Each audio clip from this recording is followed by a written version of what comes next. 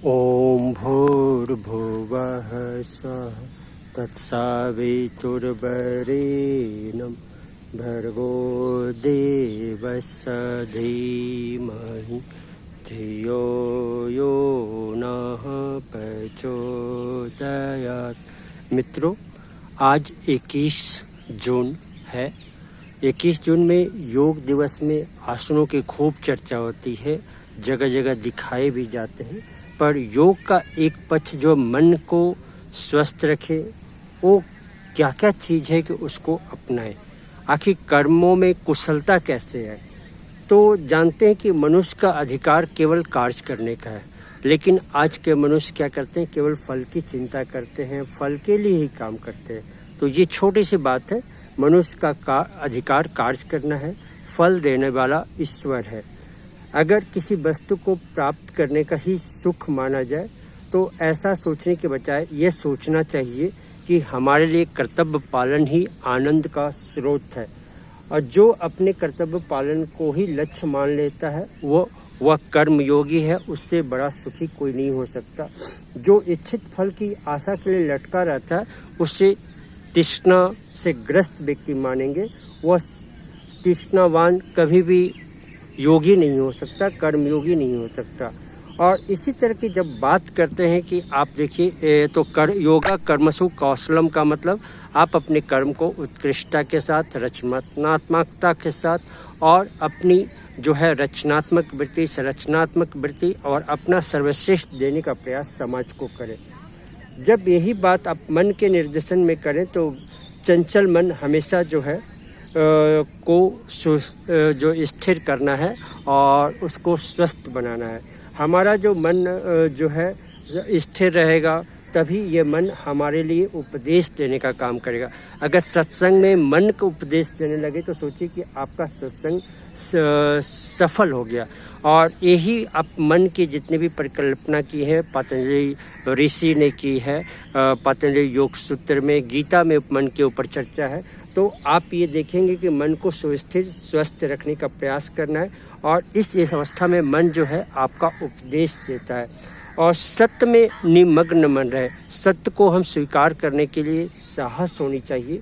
अगर ये जो है संयमी पुरुष संयम को अपनाएंगे, देखेंगे कि हम जैसे अभी बता रहे थे 126 साल के जो मतलब योगी स्वामी शिवानंद है, उन्होंने एक सिद्धांत निकाला था, नो वाइल ओनली बॉयल।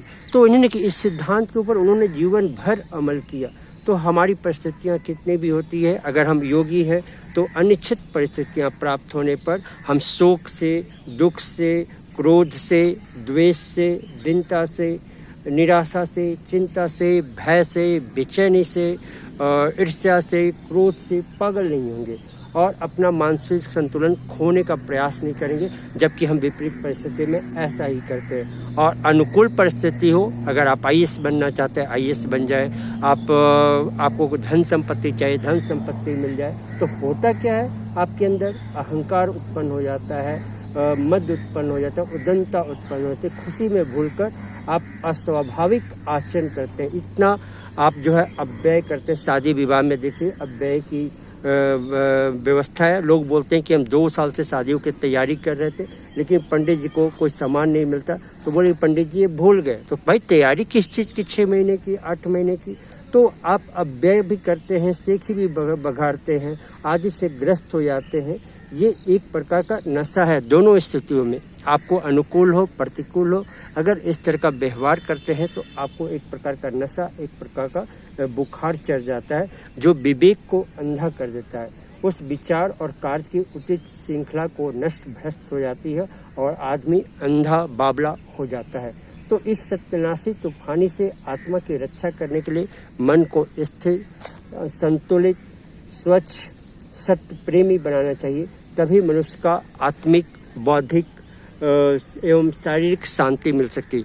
शांति हमारी सबसे बड़ी आवश्यकता है। आनंद जो प्राप्त होगा इसी मन को सुस्थिर करने के परिणाम आएंगे।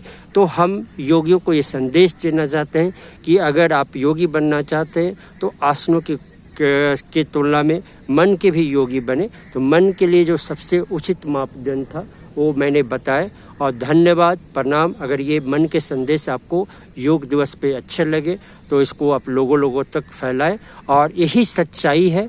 और इसी के लिए पतंजलि ने एक सूत्र भी है, योगा चित्त वृत्ति निरोधा, निरोध की बात की है। अगर हमारे मन के अनुकूल और प्रतिकूल होता है तो हम क्या करते हैं, विरोध करना शुरू कर देते हैं, अहंकार उत्पन्न करता है। तो हमको निरोध करना है, तो हम इस पतंजलि के सूत्र को याद रखते हैं। एक और सूत्र है अत्र योग अनुशासनम, तो मन को एक अनुशासन के समय में बांधना होगा, जिसे हम इंद्रिय संयम के रूप में से बोल सकते हैं, समय संयम भी बोल सकते हैं, विचार संयम भी बोल सकते हैं, अर्थ संयम भी बोल सकते हैं। तभी जाके आपके मन की ये जो योग की जो है, मन के योग की जो है वो पूर्णता की तरफ बढ़ेगी। तो आप इसका प्रयास जीवन के अंतिम क्षणों तक करें। इस वीडियो को लाइक करें, शेयर करें, चैनल को सब्सक्राइब करें। धन्यवाद। ओम शांति।